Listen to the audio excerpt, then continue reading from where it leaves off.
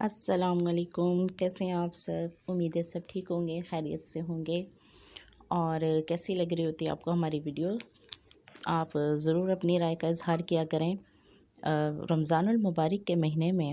میں کوشش کر رہی ہوں کہ آپ کو رمضان کے حوالے سے یہاں پر ویڈیو اپلوڈ کی جائیں، آپ کو اس حوالے سے بتایا جائے۔ تو ویسے بھی ہمارا جو چینل ہے اس پہ میں اسلامی ویڈیو، اسلامی کنٹینٹ ہی پیش کرتی ہوں، اور ابھی تک میں حدیث مبارک کو ہی یہاں پر اپلوڈ کر رہی تھی، اسی کی ویڈیو کو۔ اور اس میں جیسے کوئی بیچ میں ایسا کنٹینٹ جو ایسا آ جاتا ہے، جیسے مہینہ ماہ رمضان آیا ہے، تو میری کوشش ہوگی کہ میں آپ کو رمضان شریف کے حوالے سے ویڈیو اپلوڈ کر کے دوں، تاکہ آپ کو اس کے بارے میں بھی کچھ معلومات ہو سکے، کوئی واقعات، کوئی اس طرح کی چیزیں۔ تو آج کی جو ویڈیو ہے وہ بھی ہماری اسی حوالے سے ہے، تو یقیناً آپ کو پسند آئے گی۔ پسند آئے تو ہماری ویڈیو کو لائک اور شیئر کریں، ہمارے چینل کو سبسکرائب کریں، اپنے دوستوں، فیملی ممبر میں لازمی شیئر کیا کریں ویڈیو کو، تاکہ کسی کی رہنمائی ہو سکے۔ اچھا، میں آج کی ویڈیو کا آغاز کرتی ہوں، جس کا عنوان ہے سرخ یاقوت کا گھر۔ حضرت سیدنا ابو خضری رضی اللہ تعالیٰ عنہ سے روایت ہے، مکی مدنی سلطان رحمت عالمین صلی اللہ علیہ وآلہ وسلم کا فرمان رحمت نشان ہے، جب ماہ رمضان کی پہلی رات آتی ہے تو آسمانوں کے دروازے کھول دیے جاتے ہیں اور آخری رات تک بند نہیں ہوتے۔ جو کوئی بندہ اس ماہ مبارک کی کسی بھی رات میں نماز پڑھتا ہے تو اللہ تعالیٰ اس کے ہر سجدے کے عوض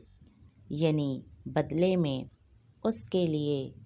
1500 نیکیاں لکھتے ہیں، اور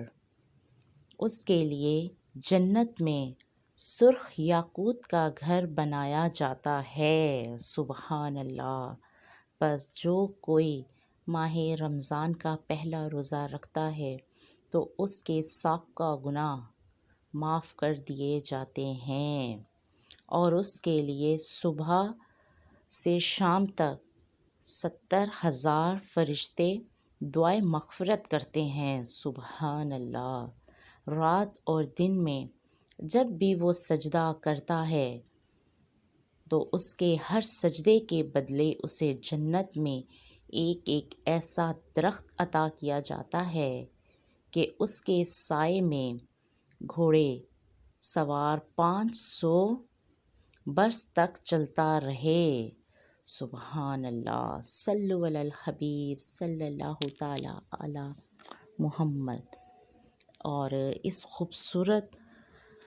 جو میں نے آپ سے یہ ایک بیان کی، تو کوشش کیا کریں اس طرح کی ویڈیوز کو لائک بھی کریں، شیئر بھی کریں، چینل کو سبسکرائب بھی کریں، اور دوسروں تک لازمی پہنچایا کریں۔ ہو سکتا ہے کوئی بھی آپ کی اس ویڈیو سے کسی کو کچھ سیکھ مل سکے، کوئی نیکی کے عمل کی طرف چل پڑے۔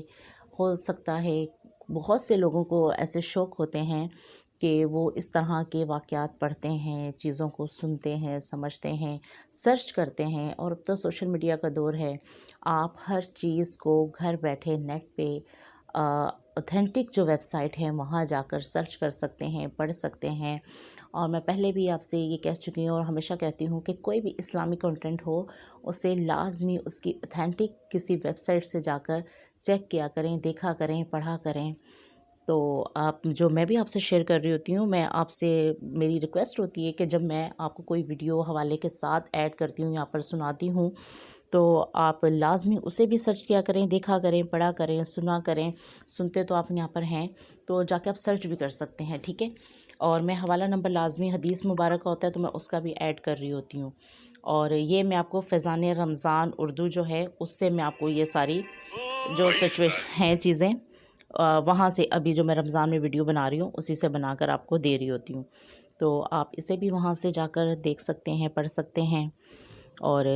کسی بھی جو آپ کا